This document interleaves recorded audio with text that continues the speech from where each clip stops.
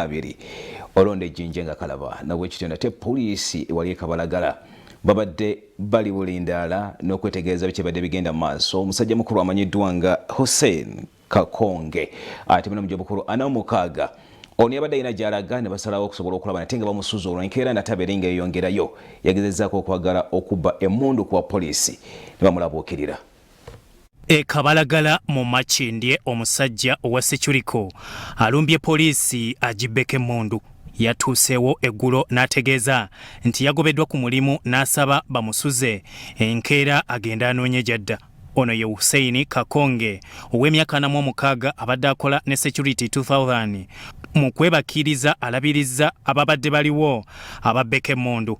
Akozesezza obwangu okuva ku buliri n'akuba Tumwesige Junior ekikoofiira ekimanyiddwa nga helmet n'ekigendererwa okubba emmundu awo abalala we bamuvumbagidde.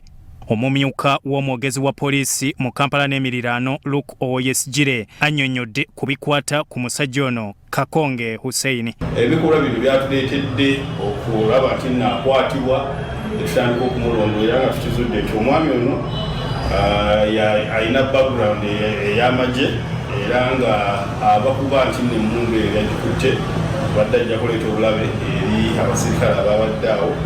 Tukizuula nti yakolako mu Somalia yali mu magye era ne kulwanyisa abatujju ba LRA mu myaka egyedde. So kiragira ddala nti omuntu ono alina obukugu era twabakanye dda n'okukwatagana ne UPDF okumanya ebimukwatako ebirala na bukya bwe yatoloka mu magye kuba twakitegedde nti bizaata yagadduka mu buguzi.